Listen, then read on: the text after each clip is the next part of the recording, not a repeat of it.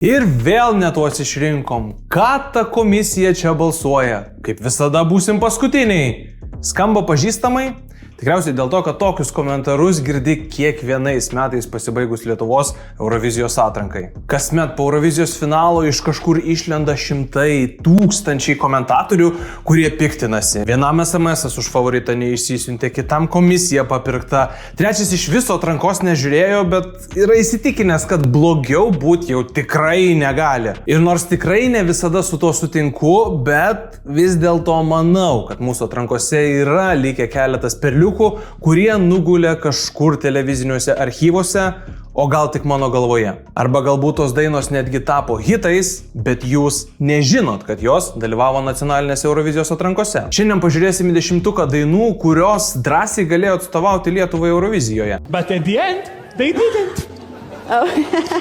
Tai nebūtinai bus antros nacionalinių atrankų finalų vietos, kai kurios iš jų net nedalyvavo Lietuvos finaluose, bet šis 10 turbūt kiekvieną dieną būtų kitoks, jeigu aš jį sudarinėčiau, bet šiuo metu jums papasakoti noriu būtent šią istoriją. Sąrašo aš specialiai nereitinguosiu, palieku tai jums. Tai parašykit komentaruose, kuri iš mano nurodytų dainų jums patiko labiausiai.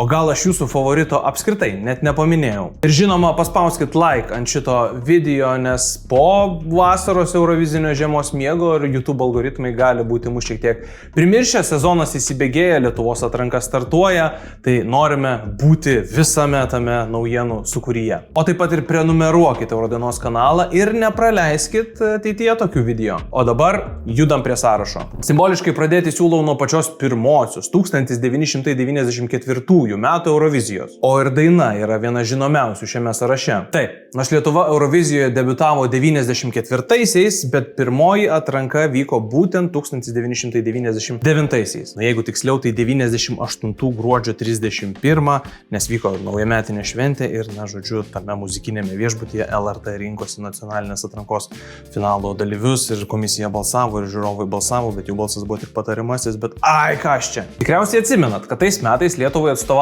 Aistė Smilgevičiūtė ir nors Eurovizijoje ji užėmė 20 iš 23 vietų, niekas nepaneigs, kad ta daina buvo tikrai graži ir nuostabi. Bet to pasigirti gali ir dar viena daina. Pristatau jums antros vietos tos atrankos nugalėtojus, grupę Rebel Heart ir dainą Kelias pas tave.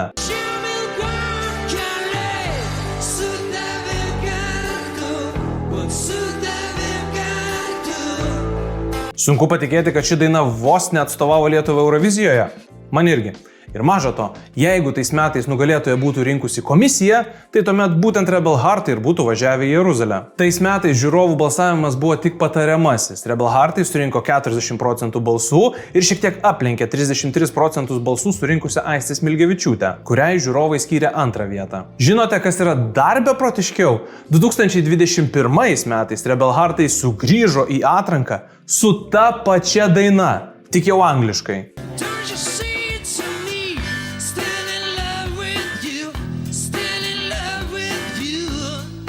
Jei jie būtų laimėję atranką tada, na tik laiko klausimas, kada ši informacija būtų išlindusi iš maišo ir kada Rebel Heartai būtų buvę diskvalifikuoti. Kalbant apie diskvalifikacijas, nusikelkime į 2010-uosius. Kūrinys, apie kurį jums papasakosiu, buvo diskvalifikuotas dar prieš Lietuvos finalą, tad neaišku, kokią vietą jis ten būtų užėmęs. Bet pusfinalyje pasirodymas sulaukė labai gerų komisijos komentarų, jis buvo lyginamas su Michaelu Jacksonu ir sulaukė didelio žiūrovų palaikymo. Tad kas žino, jeigu ne viena atlikėjo klaida, gal tuomet į Oslą būtų važiavę ne Inkulto, o būtent Donatas Montvydas. Taip, 2 kartus Lietuvai atstovavęs atlikėjas tuomet atrankai siūlė dainą Running Fast.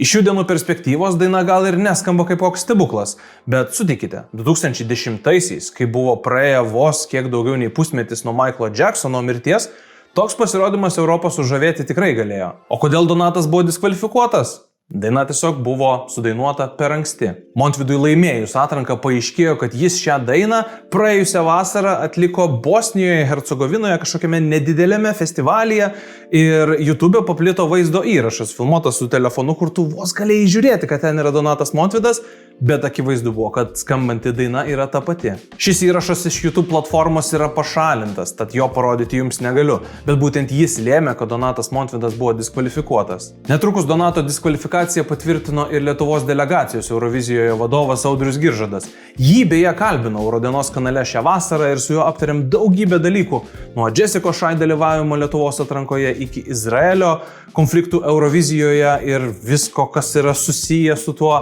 Tad būtinai, kai baigsite žiūrėti šį video, grįžkit ir pažiūrėkit interviu su Audriumi Giržadu. Negaliu patikėti, kad aptarėm jau 2 dainas, o aš dar nepaminėjau Aistės Pilvelytės. Ištaisykim šią klaidą. Likime tose pačiuose 2010-uosiuose. Tuomet Aistė Pilvelytė, kuri šiemet jau 14 kartą dalyvauja Lietuvos atrankose, pristatė lyrišką baladę Melancholija.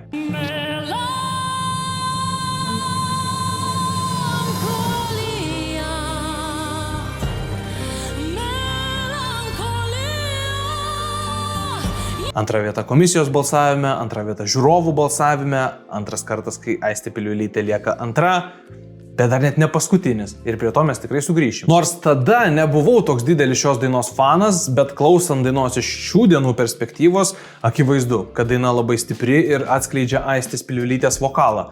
Na, o žiūrovus ji paimti bandė emocijomis ir krintančiu sniegu. Tai gerai, kad neužspringo. Esu tikras, kad didesnė Eurovizijos scena galėjo pakelti Aistės kūrinį į kitą lygį. Kūrinį parašė ispanų kompozitorius Rafaelis Arteseras, kuris ir paskui dirbo su Aiste, o ir Eurovizijoje turi keletą dainų. Tiesa, netokių sėkmingų.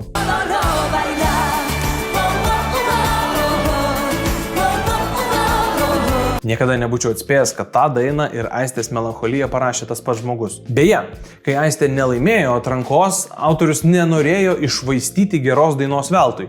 Tai po kelių metų pardavė ją serbų atlikėjai Jelenai Tomaševič, kuri išgarsino dainą Balkanuose.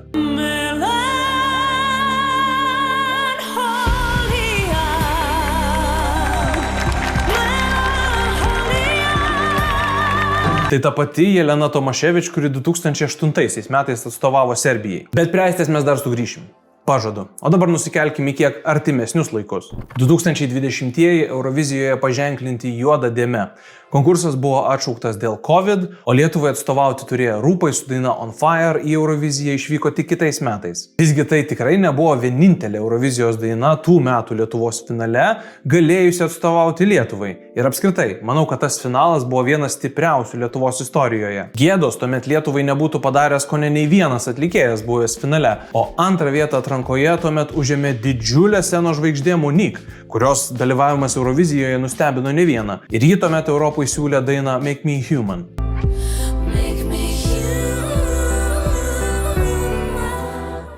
Nors dabar daugelis mano, kad Rūpai galėjo Lietuvai parvežti geriausią Lietuvos rezultatą Eurovizijos istorijoje, gal net laimėti, prieš Lietuvos finalą net nebuvo taip aišku, kad jie yra tokie ryškus favoritai. Spėliota, kad Rūpai gali laimėti žiūrovų balsavimą, Monique laimėti komisijos balsavimą ir pagal tuometinę tvarką būtent Monique būtų važiavusi, arba nevažiavusi į Euroviziją. Monique netgi buvo neryški lažybų bendrovių favoritė, o ypač tokias spekulacijas paskatino pusfinalio etapas, kai komisija net Aistės Pilvelytės Unbreakable įvertino geriau nei Rūpų On Fire.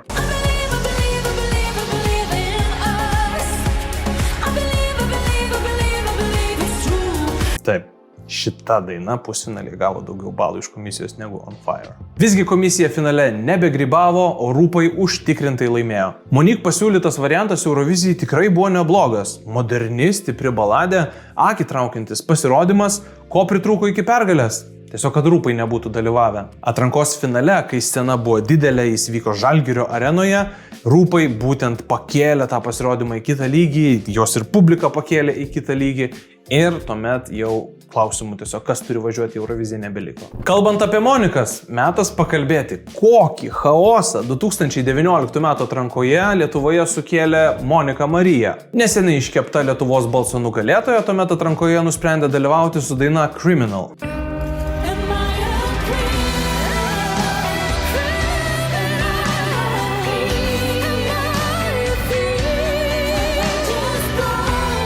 Stipri, gana standartinė ir, sakyčiau, švediškai sukalta eurovizinė baladė, kuri bent jau man labai primena 2014 metų Švedijos dainą, kurią atliko Sanna Nilsen ir daina vadinasi Undo. Būtent toks ir buvo Monikos Marijos planas šturmuoti Euroviziją.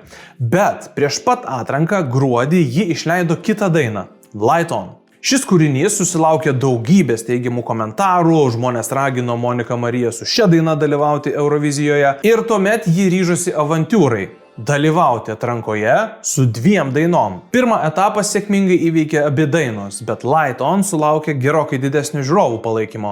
Ir tuomet pati Monika ir greičiausiai jos vadyba suprato, dalyvauti su 2 dainom atrankos finale būtų košmaras. Atlikėja negalėtų susikoncentruoti į vieną pasirodymą, o žiūrovų balsai pasiskirstytų per pusę ir taip atranką laimėtų kitas atlikėjas. Tuomet pirmajame pusfinalyje Monika Marija atliko Light On ir užtikrintai laimėjo tą pusfinalį. O prieš antrą pusfinalį Monika Marija ir jos komanda paprašė žiūrovų nebalsuoti už ją, o komisijos tiesiog nevertinti pasirodymo, tam, kad ji tiesiog iškristų iš atrankos natūraliai. Savo sprendimą atlikėja išreiškė ir per pasirodymą. Pasirinko daug mažiau įmantrią šukuoseną, nei buvo nacionalinės atrankos pirmame etape, paprastesnę suknelę ir taip tiesiog sakė, nebalsuokite už mane. Visgi komisija atsisakė nevertinti jos pasirodymo, skyrė jai 2., 3 vietą, o žiūrovų balsų užteko, kad bilietas į finalą būtų iškovotas. Gal labiau įteiktas Monikai, nes dėl jo ji tiesiog net nekovojo. Galiausiai drama baigėsi taip, kad Monika Marija paskelbė, kad Criminal paraišką atsiima ir finale dainuos tik tai Light On. Visgi, kol 2 pešasi, tiksliau, viena Monika pešasi su 2 dainom, 3 laimi. Monika finale liko 2, o į Tel Avivą iškeliavo Run with the Lions atlikęs Jurijus. Kiek tenka girdėti Eurovizijos fanams Lietuvoje, būtent ši istorija ir šios 2 Monikos Marijos dainos kelia daugiausiai turbūt, kad sentimentų ir liūdesio, kad jos neišvažiavo į Euroviziją. Tai jeigu jūs tarp tokių žmonių, parašykite komentaruose. O aš pripažinsiu, kad aš tais metais sirgau iš viso už 3 dainą, bet Lietuva tam turbūt dar nebuvo pasiruošusi. Jei būtų mano valia, į Tel Avivą būčiau siuntęs antikvarinius Kašpirovskio dantis ir mažulę.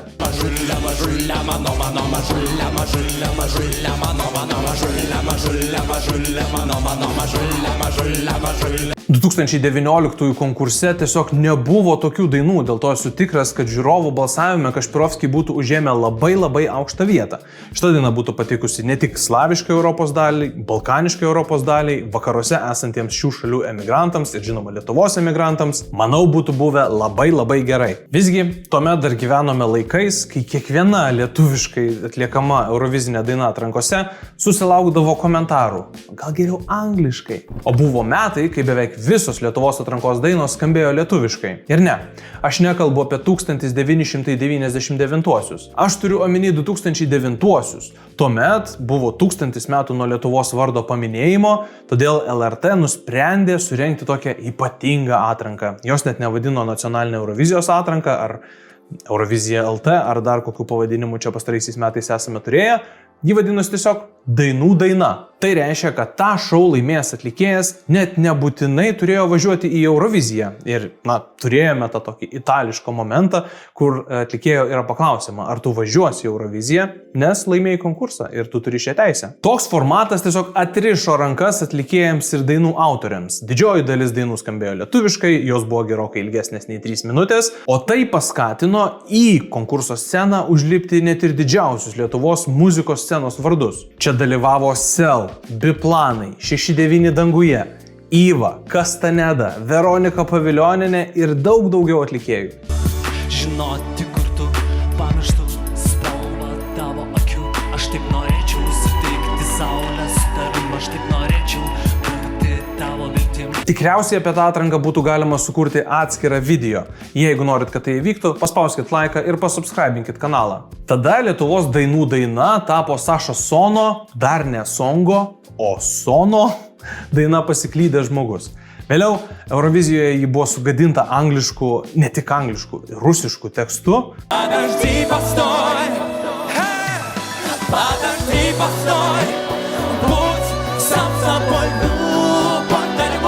ir galiausiai nieko labai ypatingo Eurovizijoje nenuveikė. Tačiau viena daina iš tos atrankos tapo ypač populiari Lietuvoje ir jūs gal net nežinot, kad ji būtent skambėjo Lietuvos nacionalinėje atrankoje. Aš kalbu apie Liną Adomaitį ir dainą Tavo spalvos. Aš apakau, nes tavo spalvos tokios ryškios. Pasižiūrėk, o mano pasaulis toks išblyškęs. Juk ir jūs tikrai mokat šios dainos priedainį. Tai ne tik viena garsiausių Lino Adomaičio dainų, bet ir apskritai turbūt viena populiariausių dainų, kada nors skambėjusi Lietuvos nacionalinėse atrankose.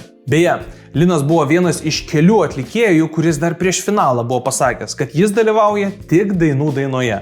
Dėl to net ir ją laimėjęs nebūtų važiavęs į Euroviziją. O vat kas tikrai turėjo važiuoti į Euroviziją ir sakykit jūs man ką norit. Tai Rūta Ščiogolevaitė. Visi žino tos bajeriukus apie tai, kad ji visada lieka antra, ne tik Eurovizijoje, bet ir kitose euroviziniuose projektuose.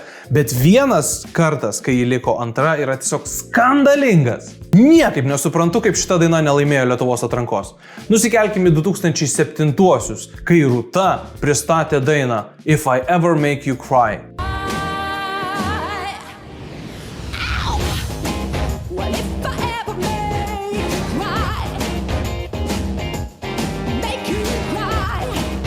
Dabar šita daina gal ir neskamba kaip kažkoks šedevras, bet prisiminkim, kad ji buvo sukurta prieš beveik 20 metų. Ką jūs veikėt prieš 20 metų? Šią dainą beje sukūrė tikras Lietuvos muzikos scenos korifėjus, Gravel lyderis Tomas Sinickis. Šiame atrankos finale, mano manimu, Lietuvą ištiko kažkoks proto užtemimas. Finalo formatas buvo panašus į tą, ką matėme atrankoje pastarosius keliarius metus. Pirmoje finalo dalyje buvo išrinktos 3 geriausios dainos ir tuomet žiūrovai balsavo dar kartą, kas važiuos į Helsinkį. Tiesa, būtina paminėti, kad ir pirmame etape tuomet balsavo tik žiūrovai. Na tai iš esmės 2 kartus žiūrovams reikėjo balsuoti, o komisija tuomet pasirodymus tik komentavo. Po pirmo balsavimo rezultatai buvo tokie. Rūta užtikrintai buvo pirmoje vietoje, antra rikiavosi Aistė Pilvelytė, o trečioje vietoje atsiliekantis tikrai gana ženklių balsų skirtumų buvo grupė For Fun. Tuomet visi atlikėjai pasirodė po dar kartą, žiūrovai balsavo dar kartą ir lentelė tiesiog apsivertė. Kas galėjo lemti tokį For Fun iškilimą? Tuomet sklandė įvairios sąmokslo teorijos, bet viena teorija, mano manimu, turi kiek daugiau racijos negu kitos. Kitą dieną po finalo žmonės forumuose skundėsi, kad jų balsai nebuvo užskaityti, esą linijos buvo užlūžusios, kažkas nesuprato apskritai už ką balsuoja, nes Rūta užėmė 1. vietą, bet pasirodė 3. numeriu ir ją reikėjo palaikyti 3. numeriu, For Fun viskas buvo atvirkščia. Televizijos žiūrovam mes norime priminti, kad visų grupių pasirodymai, kurie dalyvauja antrą kartą mūsų, sakykime, finale šį vakarą, jų pasirodymo numeriai bus kiti. Pasikeičia. Taip, pirmuoju numeriu, už 1. numerį Rūtą Ščiogolevaitę galėsite balsuoti po visų 3 dainininkių pasirodymo. Aistė Pilvelytė yra 2. numeris, o 3. numeris grupė For Fun. Ir žodžiu, kažkas sakė, kad apskritai galbūt ne už tą atlikėją siuntė balsus. Teorijų buvo daugybė. Be abejo, išlieka ir teorija, kad visi žmonės prieš tai pirmame etape palaikė kitus atlikėjus, čia nusprendė susivienyti prieš Pilvelytę ir prieš Ščiogolevaitę ir balsuoti už For Fun. Visgi aš manau, kad didžiausią klaidą čia padarė Eurovizijos vedėjai, prodiuseriai, o gal net ir komisijos pirmininkas Andrius Mamontovas. Dar prieš paskelbint pirmo etapo rezultatus, vedėjai paklausė komisijos, o jeigu balsavimas būtų užlūžęs, ką jūs būtumėte siuntę į Euroviziją? Ir man atrodo, kad Mamontovo atsakymas buvo viena iš priežasčių, kodėl galiausiai For Fun apvertė finalo eigą. Baigti visas kalbas ir pasakyti visai Lietuvai, ką komisija išrinko šiais metais ir jeigu balsavimas būtų sutrikęs, ta kompanija būtų išvažiavusi. Manau, kad bet kuriuo atveju spręsti turi žiūrovai. Tuo, kad Eurovizija tai yra ne kokios ten komisijos konkursas, o tai vis tik tai žiūrovų renkama daina. Todėl komisijos balsai sukrito taip, kad jeigu netyčia būtų užlūžęs balsavimas, tai į Euroviziją važiuotų For Fun. Kas būtų, jeigu būtų? Turbūt ir Rūta Ščiogolevaitė, ir aš norėtume nusiųsti šilčiausius linkėjimus atrankos scenaristams, kurie būtent tuo metu, dar prieš paskelbiant rezultatus, nusprendė paklausti komisijos, ką ji būtų siuntusi, jeigu balsavimas būtų užlūžęs. Nekartą esame matę, kaip komisijos komentarai turi didžiulės įtakos žiūrovų skoniui. Iš anksto favoritėmis laikytos dainos nebesulaukdavo tiek žiūrovų balų arba atvirkščiai. Dainas, apie kurias niekas nekalbėdavo, komisija tiesiog pakeldavo ir jos imdavo palaikyti ir žiūrovai. Bet gal visa tai tik sutapimas. Visgi Rūta nėra vienintelė, taip nukentėjusi nuo mūsų piktos komisijos rimbo. Seniesiems Eurovizijos fanams, tiems eurodinozaurams, šitas segmentas gali būti skaudus. Aš perspėjau. 2004. Lietuva Euroviziją grįžta po metų pertraukos. Po metų, kada Eurovizijoje buvo pasiektas visiškas dugnas. Ir aš net nekalbu apie Aivaro beretę ar megztinį. Ne, aš turiu menyje, kai Latvija ir Estija laimėjo Euroviziją. Didesnio siaubo lietuviai nesugalvosi. Mano vienas kolega LRT radijoje pasakojo, kad 2001, kai išgirdo, kad estai laimėjo Euroviziją, vos neįvažiavo į upę. Nacionalinis šokas, kolektyvinė trauma, kitaip nepavadinsi. Ir vienintelė lietuvių viltis išsigelbėti nuo šitos amžinos gėdos. Tai Amber Life ir švedų, tobulųjų švedų sukurta daina In Your Eyes.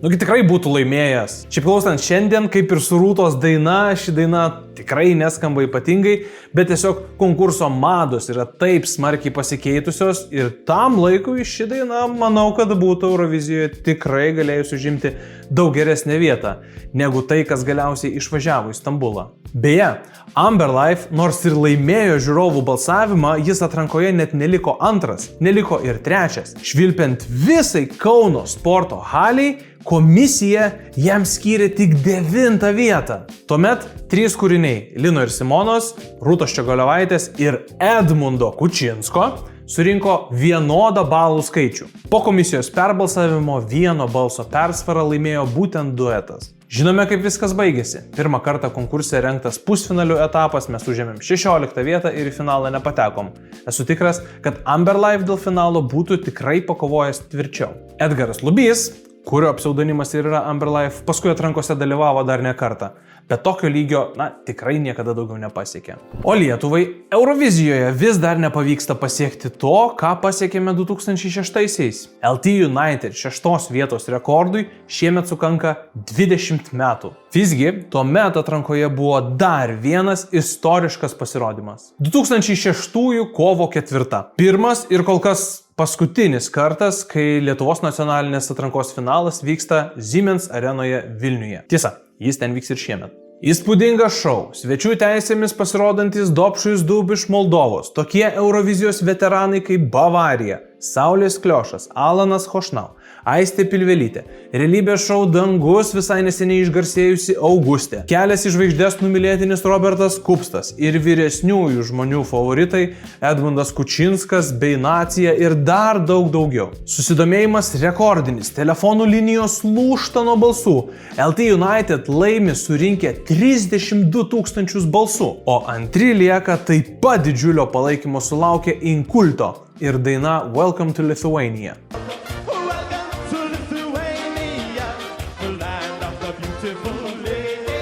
Inkulto greičiausiai nebūtų pavykę pasiekti tokio rezultato, kokį parvežė LT United, bet visą Europą Eurovizijos metu pakviesti atvykti į Lietuvą, apdainuoti mūsų gražias merginas, mūsų skanų alų, mūsų kalvas, kad ir kaip tai keistai skambėtų, būtų buvę tikrai ikoniška. Tiesą pasakius, daug tokių atvejų Eurovizijos istorijoje nepamenu. Baltarusijos atstovė 2011-aisiais tiesiog dainavo, kaip ji myli Baltarusiją. Pasitaiko ir netiesioginių dainų apie meilę savo kraštui, ypač iš rytų Europos. Šiemet beje Moldovai taip pat atstovaus labai patriotinė daina ir aš peržiūrėjau tą dainą, sureagavau į ją, kviečiu taip pat susirasti tą video Eurodainos kanale ir jį pažiūrėti. Ir manau, kad Welcome to Lithuania dėl to būtų įėjusi į konkurso istoriją. Kaip žinom, vėliau Inkulto sugrįžo į atranką ir su daina Eastern European Funk laimėjo ją ir atstovavo Lietuvai Eurovizijoje. Į finalą nepateko. Tad kaip jūs manot, ar būtų geriau pasisekę su Welcome to Lithuania? Prieš pereinant prie paskutinės sąrašo dainos, noriu jums parodyti keletą savo asmeninių favoritų, kurių į bendrą sąrašą aš neįtraukiu.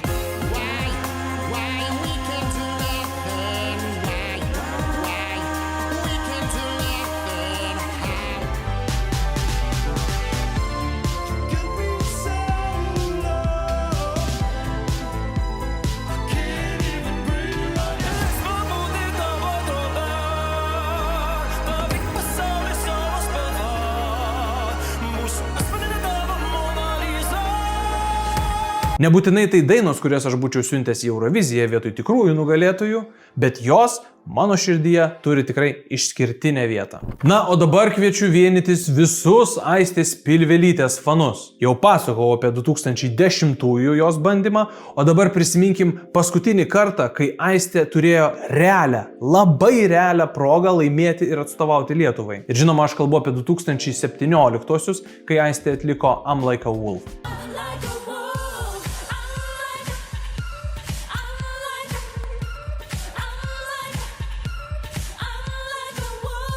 Aminatos rašyta gera daina, įspūdingas Aistės vokalas, puikus sceninis įvaizdis, tatuiruotės, žvėriškas Aistės žvilgsnis ir noras laimėti atranką.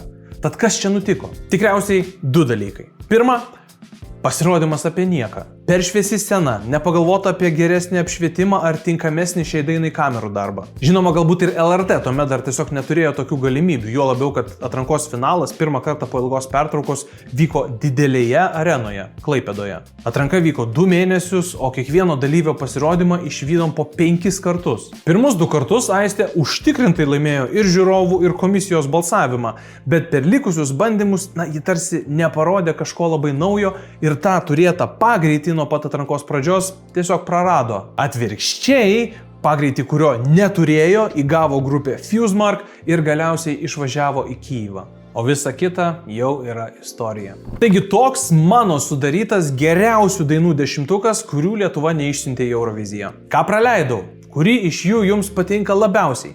Pasidalinkit komentaruose, o jeigu jau pažiūrėjote iki galo, paspausk like, paspausk subscribe, Samoškai linkėjimai. Kokio turinio norėtume daugiau? Ar man toliau knaisiotis Lietuvos atrankų archyvose, o gal norit istorijų iš didžiosios Eurovizijos? Apie tai irgi papasakokit komentaruose. Taip pat labai kviečiu paremti Eurodienos veiklą Contribui ir tokius video išvysti anksčiau, negu jie tampa vieši visiems žiūrovams. Ir taip pat jau esam labai dėkingi tiems žmonėms, kurie jau remia Eurodienos veiklą Contribui. Prisijung prie jų ir tu. O kol kas tariu ačiū ir iki susitikimo.